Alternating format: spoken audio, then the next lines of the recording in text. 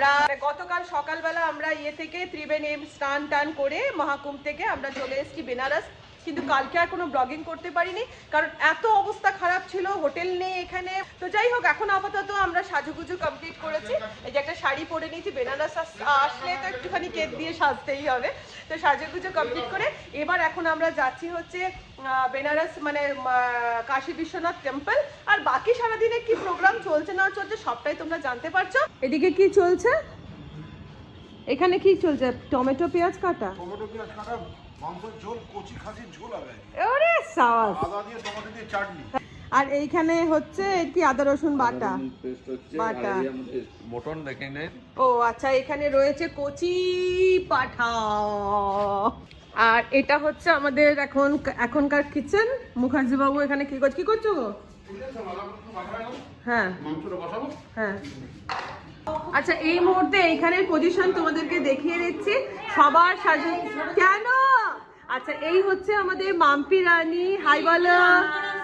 এইটা হচ্ছে আমার তাকাল ভাকাল, এটা হচ্ছে আমার বুলবুল পাখি। আচ্ছা, এটা হচ্ছে মিনাম্মা, এইটা হচ্ছে আমাদের রিমু রানী, হাই বলো। এইটা হচ্ছে দিদি ভাই, এইটা হচ্ছে সুন্দরী যা, এইটা হচ্ছে দিদি। Perfect perfect. আর এই যে আমার দুই কন্যাকে একবার দেখে নাও, এরা সেলফি এই নিয়েই এরা ব্যস্ত রয়েছে সাজুগুজুতে। চলো চলো চলো চলো চলো। অবশেষে মেজোদা যাচ্ছ না? ভালো, তুমি চা খাও ঘরে বসে। অর্ণব যাচ্ছ তো? চলো। তো আমরা সবাই মিলে সদল বলে বেরিয়ে পড়লাম কাশী বিশ্বনাথ মন্দির যাওয়ার জন্য। আর এখানে কালকে আমরা বেনারস পৌঁছেছি, কুম্ভ থেকে রাত্রি 3:30 সময় বেনারস পৌঁছেছি। বিশ্বাস করবে না কি যে কষ্ট পেয়েছি কি বলবো। তারপরে সকাল থেকে আমাদের হোটেল খোঁজা, কোনো হোটেল পাচ্ছি না, এদিক ওদিক ঘোরাঘুরি করে। আর সব হোটেল এই সময় পুরো ফুল প্যাকড আপ আর কি। আর আমাদের তো 30 জন মেম্বার, যে শুনছে 30 জনের জন্য হোটেল, সেই আর দিচ্ছে না। যাই হোক, ফাইনালি তো হোটেল পেয়েছি। আর এই বেনারসে এসে একটা জিনিস আমার খুব অবাক লাগে, এখানে সবাই খুব কচুরি খেতে ভালোবাসে। তো দেখো, এই দুপুরবেলাতেও সবাই কচুরি খাচ্ছে।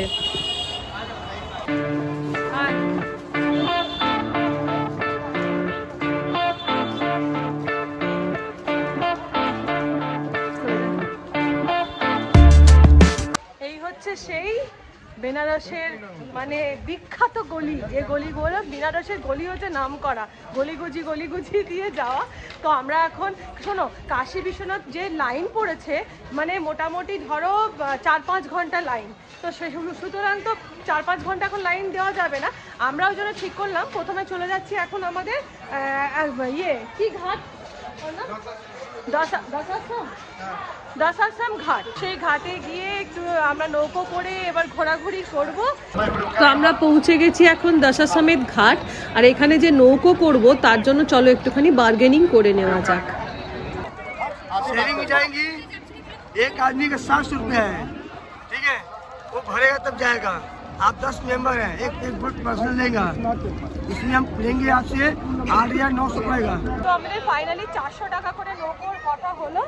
এবার আমরা ঘাটে চলে এসেছি নৌকো করে। এবারে আমাদেরকে বললো 45টা ঘাট দেখাবে। এখন কত 45টা দেখাবে আমি জানি না। আর 45 মিনিটের টাইম নিয়েছে আর কি, 45 মিনিট ওরা ঘোরাবে। তো দেখা যাক। এবার আমরা নৌকোয় করে চললাম হচ্ছে নৌকো বিহারে, উঠে গেছি নৌকোতে। আর এই যে আমাদের সব পাবলিকরা এবার মাসি মাসি মাসি চলে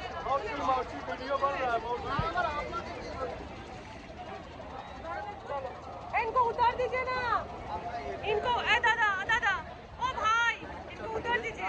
लुत्फ लीजिए। हाँ हाँ, क्या बोले? जिंदगी को खूब लुत्फ लीजिए, फिर इंसान के जन्म बार बार नहीं आता है। एकदम सही बोले, क्योंकि ये चीज फिर 2 साल बाद नहीं रहेगा। वही तो।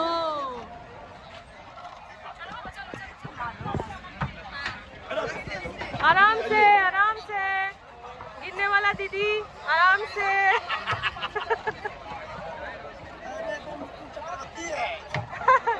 गंगू भाई आराम से।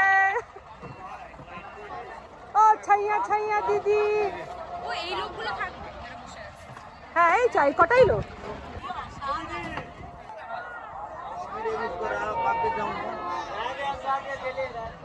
তো ফাইনালি আমরা বসে পড়েছি আমাদের নৌকোতে। আর এমনিতে এখানে 84টা টোটাল ঘাট রয়েছে, কিন্তু 84টা তো ঘোরা সম্ভব নয়। যেটা যে কটা বিশেষ বিশেষ ঘাট আমাদেরকে দেখাবে আমার চোখ দিয়ে তোমাদেরকেও আমি দেখাবো। আর তার সাথে যে ছোট্ট ছোট্ট গল্প রয়েছে সেগুলোও তোমাদের সাথে শেয়ার করব। তো প্রথমেই আমরা দেখছি মণিকর্ণিকা ঘাট। সংস্কৃত ভাষায় কর্ণকুণ্ডল বা কানের দুলকে মণিকর্ণিকা বলা হয়। আর এই মণিকর্ণ শব্দ থেকে এই ঘাটের নাম মণিকর্ণিকা। হিন্দু পুরাণ মতে এই ঘাটে দেবী সতীর কর্ণকুণ্ডল বা কানের দুল পড়েছিল। আর এই ঘাটটি মানে কাশীর সবচেয়ে প্রাচীন শ্মশান বা বার্নিং ঘাট। সারাদিনই সব দেহের আসা যাওয়া এই ঘাটে লেগেই থাকে। আর হিন্দু শাস্ত্র মতে এই ঘাটে নাকি চিতার আগুন নেভে না। নেক্সট আমরা দেখতে চলেছি ললিতা ঘাট, যেটি হিন্দু দেবী ললিতার নামে রাখা হয়েছে। নেক্সট ঘাট হলো ডক্টর রাজেন্দ্র প্রসাদ ঘাট। এবার আমরা দেখছি দ্বারভাঙ্গা ঘাট, আর এটা বেনারসের সব থেকে বিখ্যাত ঘাট। আর এই ঘাটটির নাম হলো মানসরোবর ঘাট। এবার আমরা দেখছি কেদার ঘাট। এটির নামকরণ করা হয়েছে প্রাচীন কেদারেশ্বর মন্দিরের নাম অনুসারে।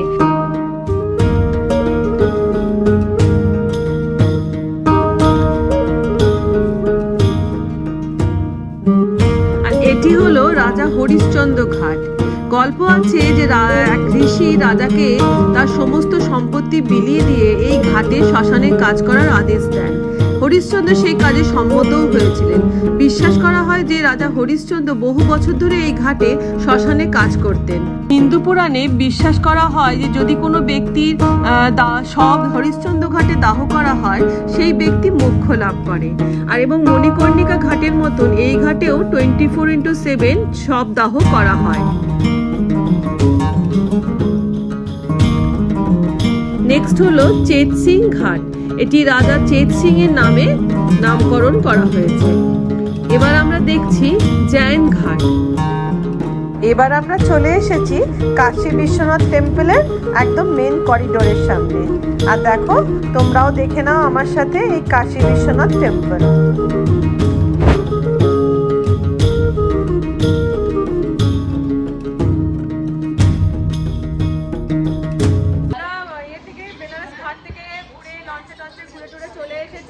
এবার এখন আমাদের মানে খাওয়া দাওয়া হবে। আজকে আমাদের দুপুরের মেনু হচ্ছে মাটন ভাত, তো মাটন লাল লাল মাটন ভাত। তো এবার বসে পড়ছি আমরা খেতে। কেন ঝোল খাবে না? কেমন আছে? খুব ভালো, বাবা বানিয়েছে।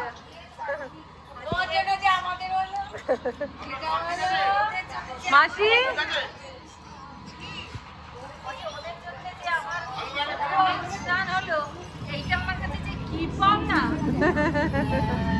লাল লাল কচি পাটার ঝোল আর পোস্তর বড়া, ছালোয়ার পরে মাংস ভাত খাচ্ছ। কেমন করেছে রান্নাটা? হ্যাঁ, এবার আমরা বসে পড়ছি। কেমন করেছে? ভালো। ভাবা যায় বেনারসে এসে পোস্তর বড়া দিয়ে ভাত খাচ্ছি, জাস্ট ভাবা যায় না।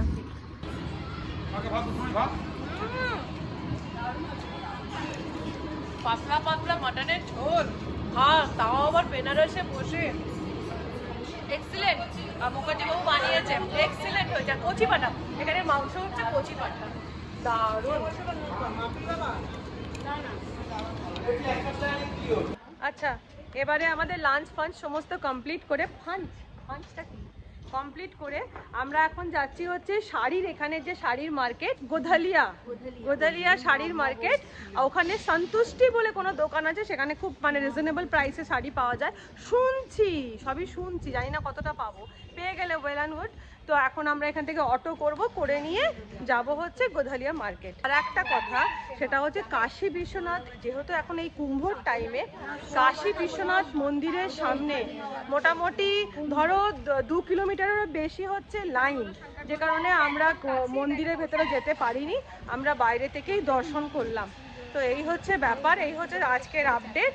আর কি বলতো, আমাদের না ওই কুম্ভ ঘুরে কুম্ভ মানে সত্যি আমি বলবো, কুম্ভ হয়তো আমরা খুব ফাঁকায় ঘুরেছি, সেরকম ভিড় পাইনি, কিন্তু রাস্তাতে যে এতটা টাইম লেগে গেছে না, আমরা ওখানে অর্ধেক খতম হয়ে গেছি।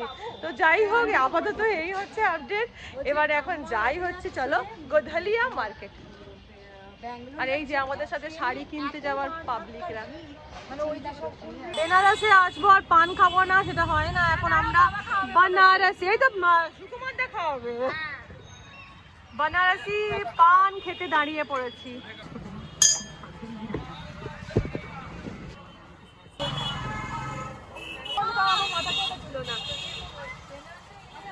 ये क्या है? हाँ? শোনো সবাই, এখানে পানে নারিয়েল দেয়। হ্যাঁ,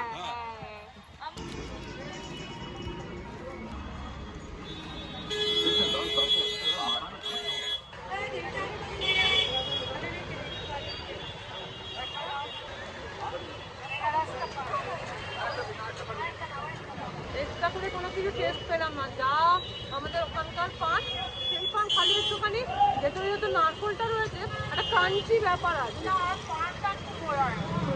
হ্যাঁ, পানের পাতাটা খুব ভালো, মুখের সাথে পুরো মিলিয়ে গেল। পানে আর কি চাইবো বলো তো, পানটা মিলিয়ে গেল, আর চাইবো নাকি? এই যে কচুরি খাওয়ার জন্য।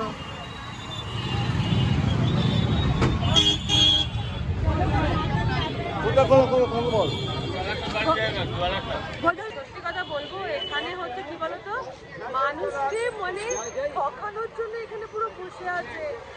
রিক্সা ভাড়া, টোটো ভাড়ার এত বেশি, উঠলেই বলছে 100 টাকা। তো বন্ধুরা, এই যে এই গলি দিয়ে এখন আমরা চললাম হচ্ছে গোধালিয়া মার্কেট। আর কি শাড়ি কিনছি না কিনছি তোমাদের সাথে পরের ব্লগে নিশ্চয়ই শেয়ার করব। তাহলে আজকের মতন টাটা, ভালো থেকো, সুস্থ থেকো, অনেকটা আনন্দে থেকো, বাই।